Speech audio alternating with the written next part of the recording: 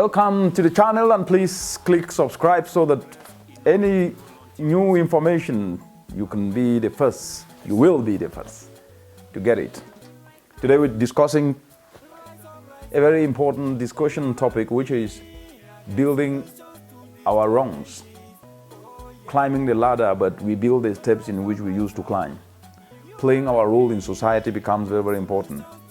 We must develop value. I've discussed this so many times, but today I'm bringing it from a different perspective. The world is a world of challenges today.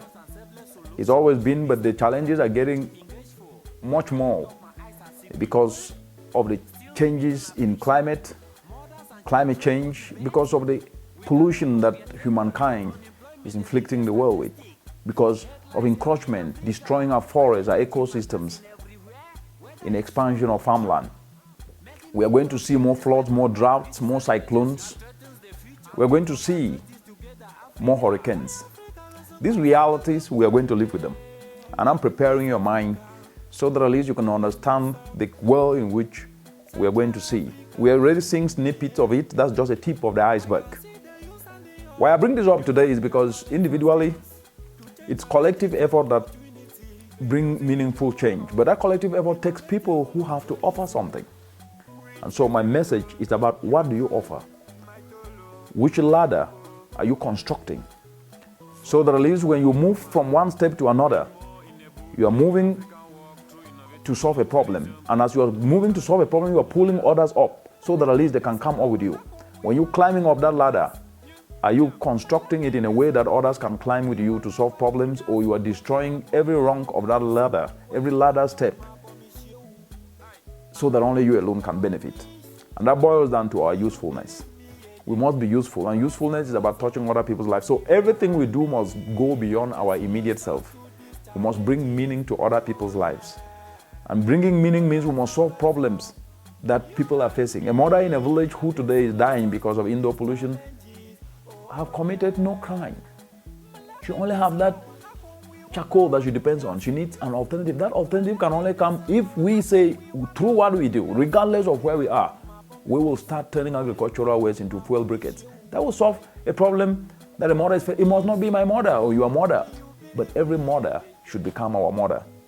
Every brother, regardless where he or she is, must not be brothers from our immediate family. Every son, every daughter, we are all brothers and sisters in the global community. This attitude will need us to do three things. We must develop selflessness. The level of selfishness that we see in society is getting worse every day. It's about me, me, me, me, me. Nobody wants to share ideas. Nobody wants to do anything that he or she doesn't see immediate gains in it. That is not an attitude that can help us navigate the emergencies and the many emergencies that we will face. Just 2 years ago, we saw COVID. We are unprepared for it. But people came to one another's aid. And that's the kind of thing that we need to cultivate. An attitude that is about selflessness, not selfishness. The second aspect is that we must become passionate. The passion these days is sometimes misconstrued.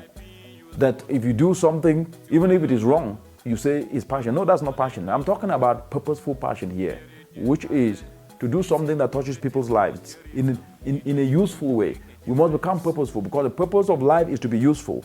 Do something that touches people's life in a useful way. If it is not in a useful way, that's not passion. That's not purpose.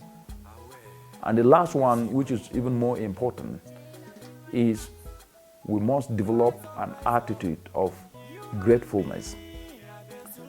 Be appreciative. It's just as simple as that. When people take their time and support you, appreciate them. Your parents at home do not owe you any responsibility or obligation to pay your school fees, to cook food for you. When you fold your arms and just sit and cross your leg, be part of the process. We love product as a people. That's wrong. We must become part of the process. The process is where we apply effort. And in the course of that effort we apply, we come out with a product. A product is the final output. But in the input and the processes that generate the output, we have to become passionate and apply effort in everything we do.